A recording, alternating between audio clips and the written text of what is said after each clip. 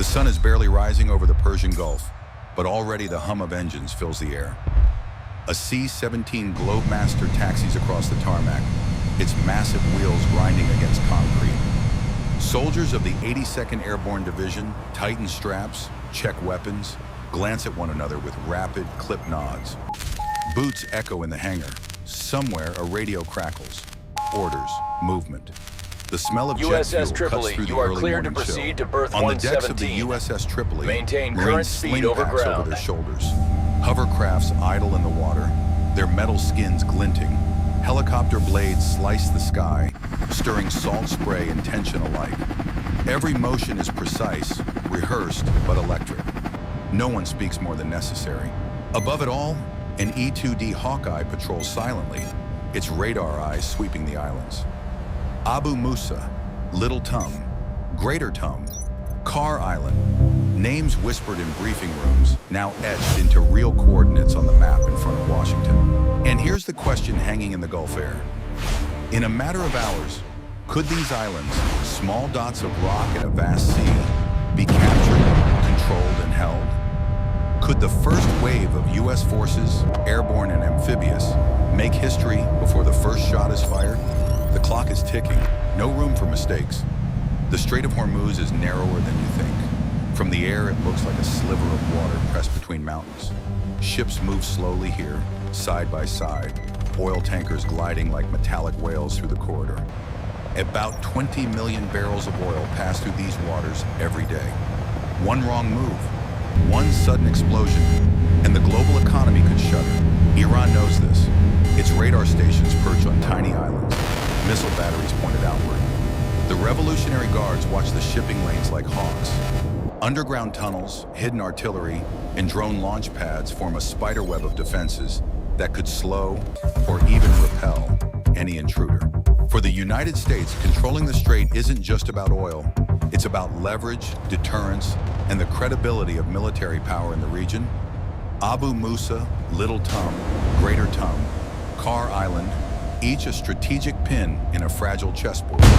Control the islands, control the northern passage. The stakes are enormous. Historically, Hormuz has always been a flashpoint. During the 1980s, the Iran-Iraq War saw tanker attacks and naval skirmishes. More recently, drone strikes and mine-laying exercises hinted at Iran's readiness to disrupt traffic. Every incident reminds analysts, this strait is a choke point, but also a trap. One miscalculation, and the Gulf could erupt into chaos. The clock isn't just ticking in Washington. It ticks in the hangars, on the flight decks, and across deserts where Marines load helicopters. The 82nd Airborne Division isn't moving for practice. Exercises have been canceled. C-17s are loaded. The message is clear. The U.S. wants a rapid, decisive presence before Iran can react. And yet, there's no certainty. Missile threats, drone swarms, mines, and scorched earth tactics lurk on every horizon. Every plan must anticipate retaliation, not just initial success. The problem isn't just capturing islands, it's holding them. And history shows that even the best trained forces can struggle when the first shock fades and the fight turns into a war of attrition. The first C-17 engines roar to life. Inside, soldiers of the 82nd Airborne Division shift in their seats. Boots scrape, fingers tighten on straps. They check weapons again. M4s, sidearms, grenades. Faces are focused. Some wipe sweat from foreheads. Others glance at maps illuminated by flickering cabin lights. Their target, Abu Musa and Little Tum. Tiny islands, but key choke points at the entrance to the Strait of Hormuz. A handful of soldiers could, in theory, secure them. But the reality is far from theoretical.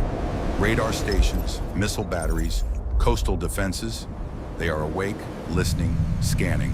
As the plane climbs into the morning sky, the smell of jet fuel mixes with the metallic tang of sweat and nervous anticipation.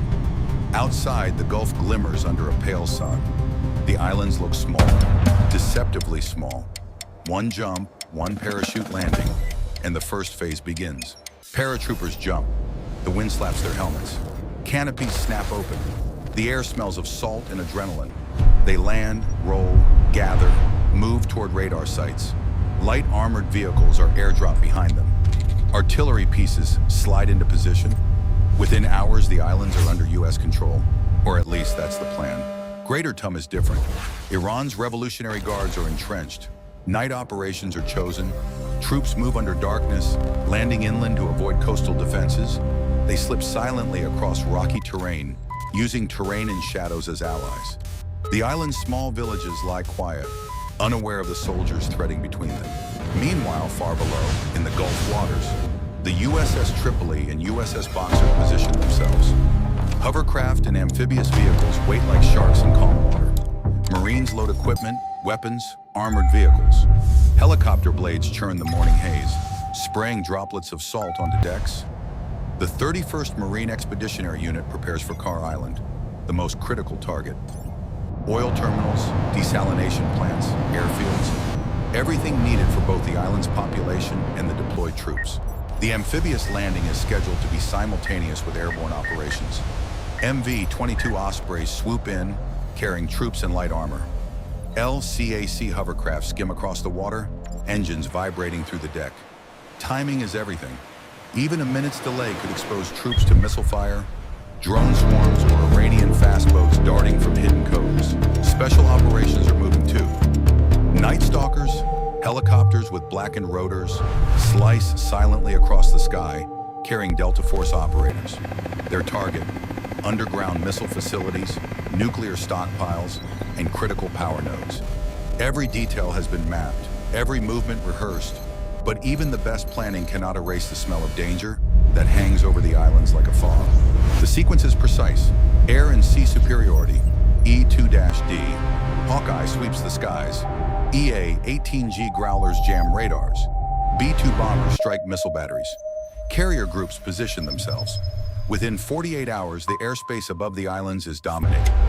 Airborne insertion, 82nd Airborne parachutes onto Abu Musa and Little Tum.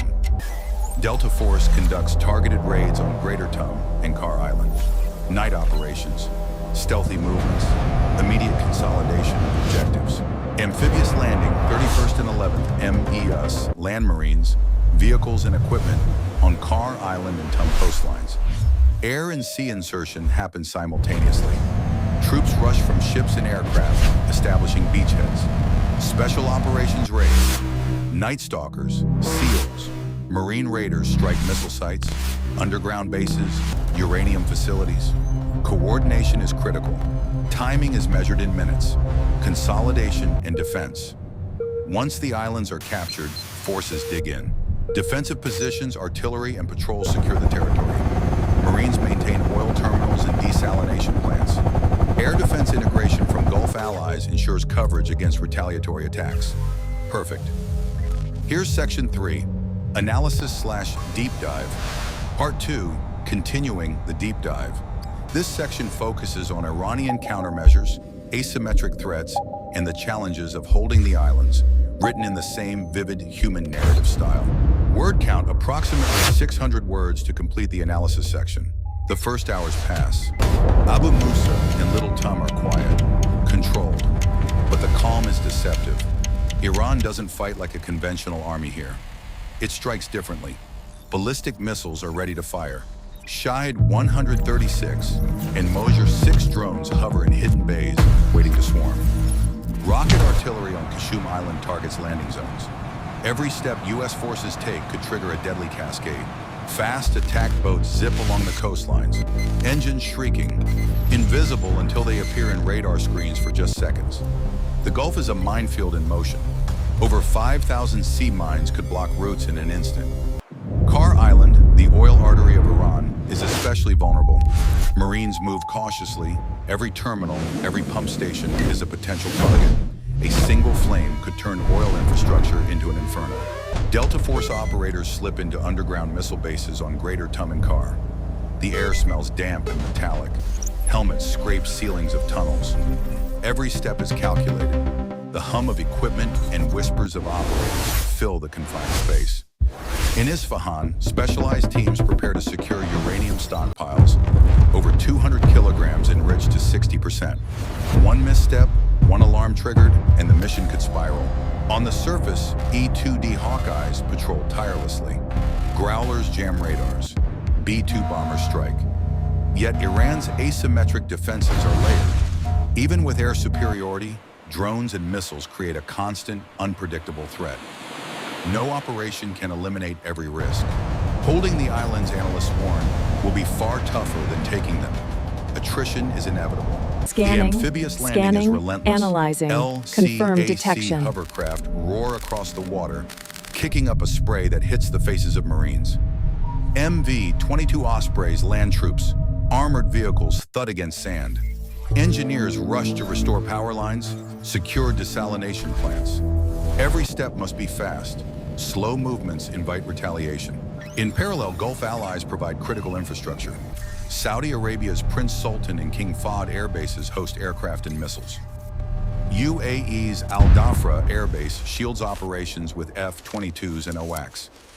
Qatar's Al Udeid hosts thousands of U.S. personnel. Kuwait supplies logistics. Oman remains neutral but monitors. Every nation in the region is a piece of the puzzle. Without them, even the fastest assault would stall. Even with these advantages, the danger looms. Iranian missile salvos, swarm drones, kamikaze boats. These are the reality. Hezbollah, Iraqi militias, Houthi forces could open new fronts. Red Sea shipping could be attacked. Bases in the Gulf threatened. The operation is a chessboard of simultaneous threats. Holding the islands may require months, not days. Defensive lines, constant patrols, integrated air defenses, all essential. Engineers repair oil terminals while soldiers patrol perimeters.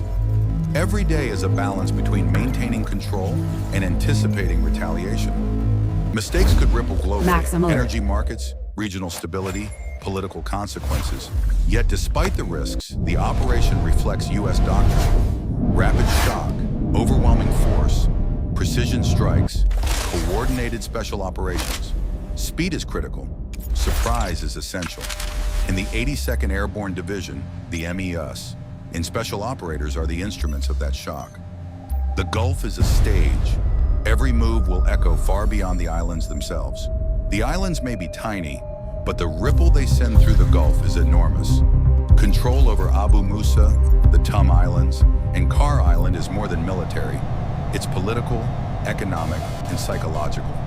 Whoever holds them can dictate the flow of oil, influence global markets, and signal regional dominance. For the U.S., this operation would demonstrate speed, precision, and willingness to act decisively. The 82nd Airborne and Marine units are not just fighting for territory, they are projecting credibility. Allies and adversaries alike will watch every move, every landing, every strike. The message is clear. Rapid deployment capability matters, and timing is everything. But the cost is not just measured in dollars or casualties. Iran's asymmetric capabilities remind planners that modern conflicts are rarely clean or predictable. Ballistic missiles, drone swarms, and proxy attacks could turn a seemingly swift victory into months of attrition warfare. Every advance invites counterattack. Every oil terminal captured demands constant protection. The U.S. must balance operational success with the possibility of a protracted struggle. The regional consequences are profound. Gulf states from Saudi Arabia to the UAE are now entrenched in the calculus of war, even without direct combat. Air bases, missile defenses, and logistical hubs turn sovereign territory into strategic lifelines. The local populations may face disruption, economic consequences, and security pressures. Long-term, these nations will likely accelerate domestic defense production, diversify security strategies, and reconsider alliances. Global energy markets could tremble. A strike on Kar Island or its terminals could spike oil prices overnight, impacting economies far beyond the Gulf. Financial markets, shipping routes, and supply chains are all vulnerable to the geopolitical shockwaves.